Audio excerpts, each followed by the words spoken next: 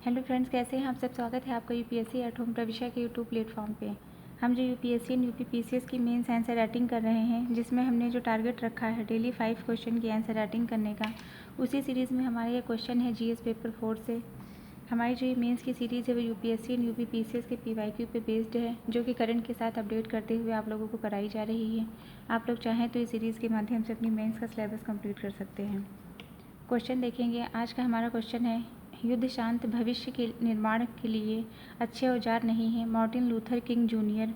उपयुक्त कथन के संदर्भ में चर्चा कीजिए कि क्या स्थायी शांति हिंसात्मक तरीकों से प्राप्त की जा सकती है या अहिंसा ही एकमात्र नैतिक मार्ग है।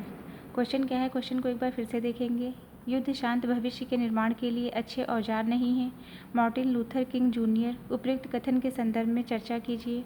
क्या स्थायी शांति हिंसात्मक तरीकों से प्राप्त की जा सकती है या अहिंसा ही एकमात्र नैतिक मार्ग है। तो सबसे पहले हम इसका इंट्रो देंगे। इंट्रो में हमने जो मार्टिन लूथर किंग जूनियर का जो कथन है उसको हमने डिटेल में देखा है कि मार्टिन लूथर किंग जूनियर का ये जो कथन है कि शांति वास्तविक प्रकृति का पर प्रकाश डालता है। इतिहास साक्षी है कि युद्ध ने अस्थायी समाधान दिए हैं, लेकिन स्थायी शांति का मार्ग सदैव अहिंसा, संवाद, नैतिकता से ही प्राप्त हो सकता है। युद्ध की सीमाएं और दुष्परिणाम। युद्ध क्या करता है? युद्ध विनाश लाता है, मानव जीवन, पर्यावरण और सांस्कृतिक धरोहरों को हानिकारित करता है। द्वितीय विश्व युद्ध के बाद भी शीत युद्ध परमाणु हथियारों की होड़ और अस्थिरता बनी रही। हिंसा का डर घृणा को जन्म देती है, जो आगे संघर्ष उत्पन्न करती है।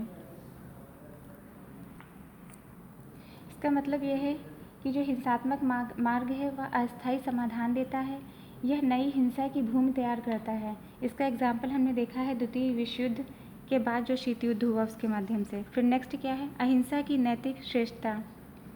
इसके अंतर्गत क्या है कि गांधी जी की स्वतंत्रता संग्राम, नेल्सन मंडेला की आंदोलनशीलता और मार्टिन लूथर किंग का नागरिक अधिकार आंदोलन सबने दिखाया कि स्थायी बदलाव अहिंसात्मक तरीके से किया जा सकता है। मतलब हिंसा का जो है प्रयोग करके स्थायी बदलाव नहीं किया जा सकता। स्थायी बदलाव के लिए अहिंसा का प्रयोग करना ही सबसे जो है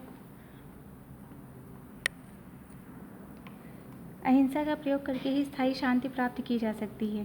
अहिंसा व्यक्ति के भीतर करुणा, सहिष्णुता और आत्मसंयम को बढ़ावा देती है। अहिंसा जो है वो करुणा, संवाद और न्याय आधारित प्रक्रिया है जो मानसिकता में परिवर्तन लाकर स्थायी शांति स्थापित करती है। नेक्स्ट क्या है?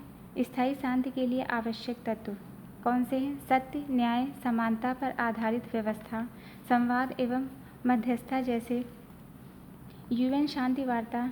इसमें शिक्षा एवं संवैधानिक मूल्यों के प्रचार के द्वारा मानसिकता में परिवर्तन लाना। नेक्स्ट क्या है? नैतिक दृष्टिकोण से विश्लेषण। इसका सबसे जो फर्स्ट पॉइंट है वह क्या है? कर्तव्य निष्ठा। इसमें हिंसा मानवता के मूल कर्तव्यों के विरुद्ध है। मूल्यपरक दृष्टिकोण। शांति केवल बाहरी स्थिरता नहीं बल्कि आंतरिक संतुलन और सामाजिक न्याय की स्थापना भी है। महात्मा गांधी ने इसी के संदर्भ में कहा है कि साधन और साध्य दोनों ही पवित्र होने चाहिए। तो ये हमारा जो है क्वेश्चन का मेन बॉडी का पार्ट कंप्लीट होता है। अब हम इसका कंक्लूजन देंगे।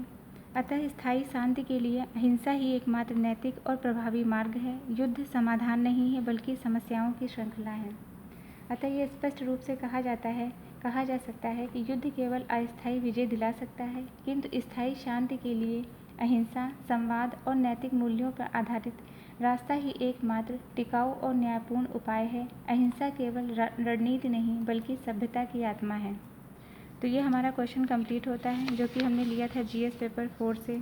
आप लोगों को हमारी जो ये मेंस की सीरीज़ चल रही है कैसी लग रही है हमारे कमेंट सेक्शन में ज़रूर बताइए।